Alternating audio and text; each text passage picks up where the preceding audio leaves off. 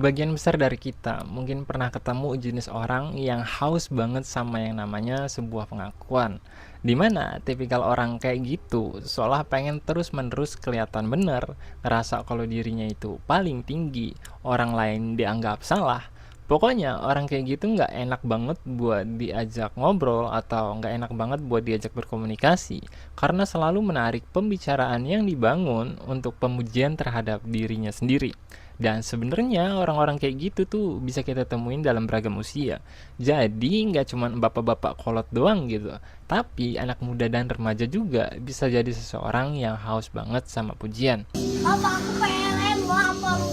Pertanyaannya, kenapa? Kenapa banyak orang yang haus akan pengakuan dan pujian? Jawaban gampangnya mungkin karena orang itu pengen terlihat lebih tinggi dari orang lain. Tapi kenapa? Kenapa orang itu pengen terlihat lebih tinggi dari orang lain? Well, jawabannya sebenarnya cukup kompleks dan terbagi dalam beberapa lintas studi. Makanya kita bakal coba bahas dari beberapa perspektif. Dalam penelitian tentang neuropsikologi di Rutgers University dijelaskan bahwa otak manusia itu menerima pengakuan layaknya sebuah hadiah dengan proses yang sama ketika manusia menerima makanan saat lapar dan menerima kebebasan. Dengan kata lain, ketika manusia menerima pengakuan atau mengklaim bahwa dirinya sudah diakui, maka jaringan otak manusia akan mengidentifikasi hal itu sebagai sebuah nilai yang memuaskan emosinya. Dan aktivitas otak itu sama persis dengan keadaan ketika manusia berhasil memiliki pencapaian tertentu. Hal tersebut didukung oleh penelitian yang berbeda yang mengatakan otak manusia mengaktifkan hormon dopamin saat seseorang mendapatkan pengakuan atau mendapatkan pujian. Fenomena itu menegaskan bahwa rasa diakui dan perasaan superior itu memiliki pengaruh yang sangat amat besar terhadap proses dan aktivitas otak.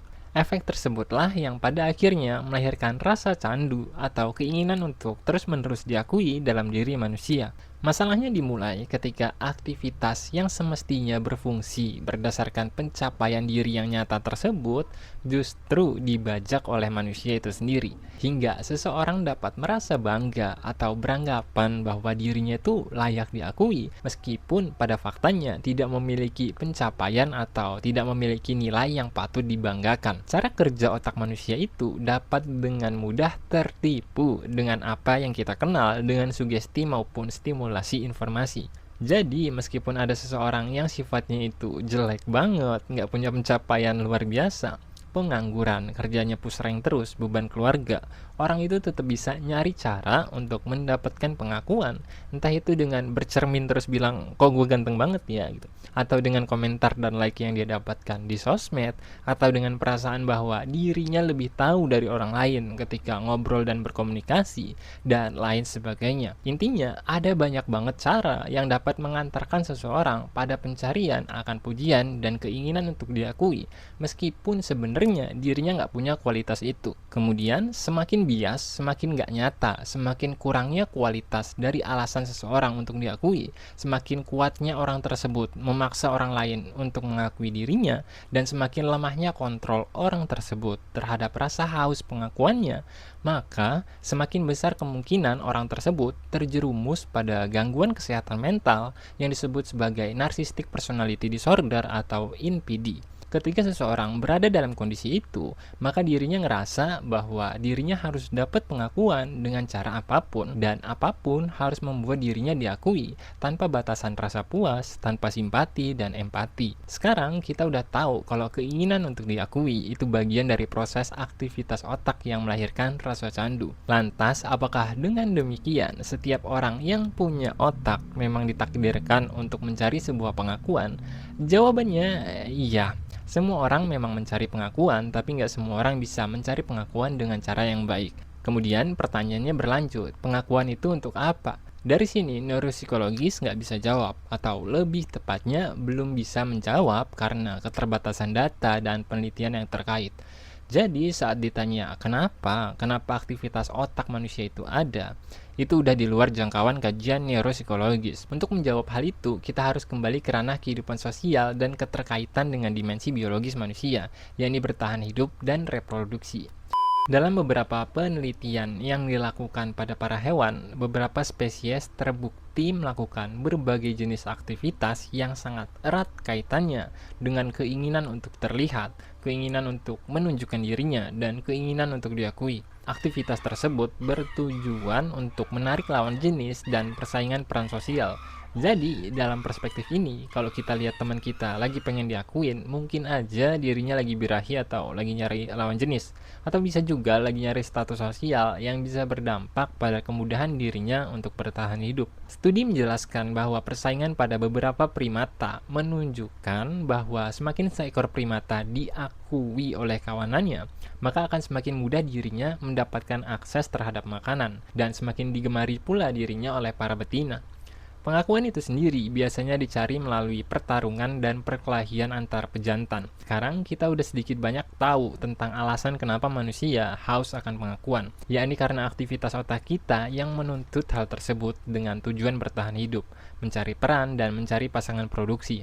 Dorongan-dorongan itu yang sangat mempengaruhi sifat dan karakter manusia, dan semakin seseorang gagal menyadarinya, maka semakin mudah dorongan tersebut mengontrol kehidupan manusia. Video ini pengen bilang kalau setiap makhluk itu pasti menginginkan sebuah pengakuan, dan gak ada salahnya dengan hal itu, karena memang sejalan dengan perangkat alami otak manusia.